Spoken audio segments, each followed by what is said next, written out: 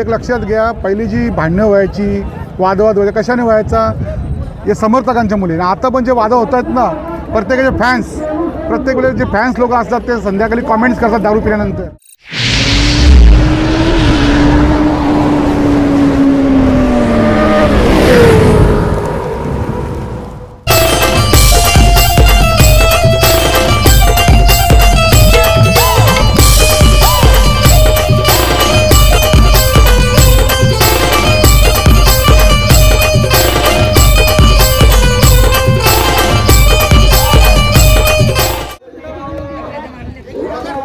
मित्रांनो, संदीप भाई माले यांचा अर्जुन आणि हरण्याने विजयाचा गुलाल घेतलेल्या ओले मैदानात.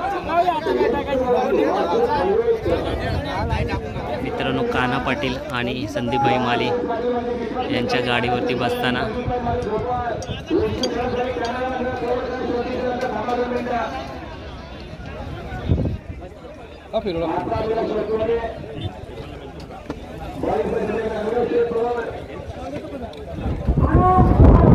मित्रांनो, आज जी शर्यत झाली होती हरण्या आणि आपला अर्जुन, संदीप भाई माले दादा यांचं जितकं कौतुक करावं तितकं कमी आहे, कारण की ही शर्यत खूप सुंदर झाली. आणि आज कान्हा पाटील सुद्धा त्यांच्या गाडीवरती होते, म्हणजे समोरची गाडी होती मेहरबान यांची आणि अर्जुन. काय बोलाल, आज मैत्रीपूर्ण लढत झाली आणि कान्हा पाटील सुद्धा हार असो किंवा जीत असो एकमेकांच्या आनंदात आनंदी राहतात. बघा, आमची कमिटी स्थापन झाल्यापासून जे पहिला वादविवाद व्हायचे त्यांना आम्ही दाखवून दिलं आहे का शर्ती खेळतो. स्वर्गीय पंडितजी फडके साहेब होते, त्यांच्याशी माझी पण शर्यत व्हायची, अविनाश शेटची मी शर्यत व्हायची, पण तरीसुद्धा आम्ही भावाभावांचं राहिलो.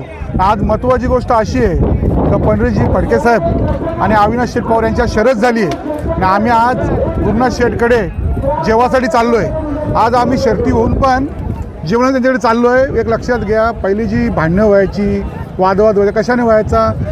हे समर्थकांच्या मुलीने. आता पण जे वाद होत आहेत ना, प्रत्येकाचे फॅन्स, प्रत्येक वेळेस जे फॅन्स लोक असतात ते संध्याकाळी कॉमेंट्स करतात दारू पिल्यानंतर.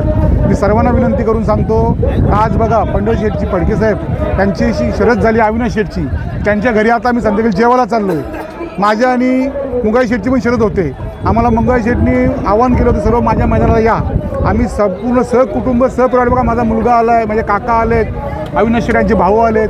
आम्ही आता भावाभावांसारखे वागणार आणि संपूर्ण महाराष्ट्र देशाला असं दाखवून देणार की जी लोक बोलायची का ज्या मुंबईच्या बिंदू शर्ती आहेत या फक्त भांडणाचा काल आहे, असं नाही आहे. आता आम्ही हा खेळ एकदम हायटेक केला आहे.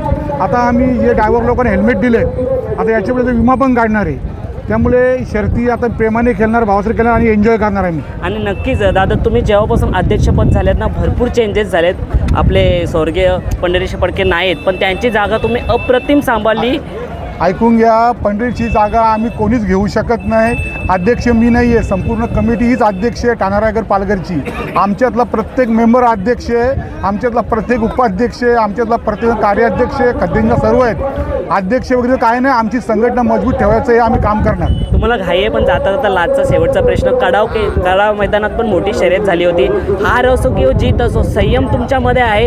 हार पण पत्कर का जीत पण त्याच आनंद जल्लोष जास्त नसतो. काय बोलाल तुम्ही? हे बघा, प्रत्येक समर्थक असतात, स्वतः बैलगाडा मालक आम्ही भावासारखे वागतो.